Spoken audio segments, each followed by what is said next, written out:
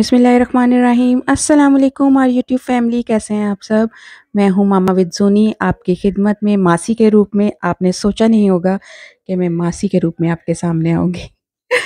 तो यहाँ जी, जैसा कि रमज़ान स्टार्ट होने वाले हैं, रमज़ान के जैसे कोई मेहमान आते हैं तो हम बहुत अच्छे से सफाइयाँ करते हैं घरों की। इसी तरह रमज़ान भी 1 महीने के मेहमान होते हैं, तो वो तो ख़ास बाबरकत वाले, तो उसके आने से पहले तो हमें बहुत अच्छे से गहरी-गहरी सफाइयाँ करनी चाहिए। तो यहाँ पे जी कमरे के कुछ हालात देखें इस तरह के थे। हर कुछ अरसे बाद यही हालात हो जाते हैं। तो यहाँ पे सबसे पहले मैंने कपड़े-शपड़े उठा के सँभाले, जितने भी मैं हैंगर्स लगा दूँ हाथ के लिए, लेकिन उनके कपड़े दरवाज़ों पे और कबर्ड्स पे टंगना ज़रूरी होते हैं।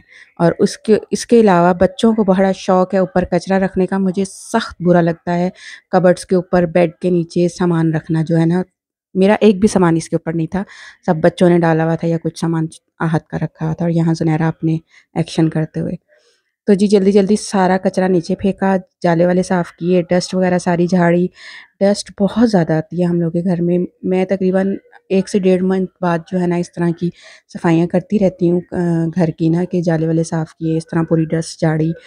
डस्टिंग तो मतलब वीकली जैसे अलग होती है, लेकिन ये गहरी वाली जो सफाइयाँ होती हैं ना, लेकिन इस दफ़ा 2 मंथ्स ऑलमोस्ट गुज़र गए थे मुझे सफाई किए हुए, तो मट्टी तो ऐसी निकली जिसका कोई हिसाब नहीं।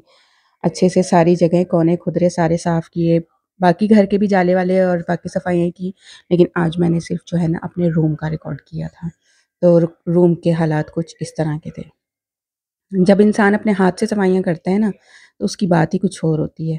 मासियों को आप जितना भी बोलते हैं ना, यहाँ से लगाओ, वो बस अपनी मनमानियाँ करके चली जाती हैं। ये इसके पीछे से ना डस्ट नहीं हट रही थी, तो मैंने फिर ब्लोअर मारा ताकि इसके पीछे की डस्ट ख़त्म हो।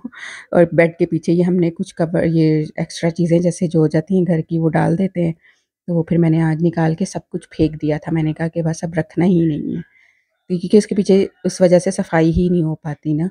तो आज मैंने निकाल के सब कुछ फेंक दिया और साफ़-सूफ़ के भी बस अब, ताकि डेली यहाँ की सफाई हो जाए, पीछे कचरा ना जमा हो।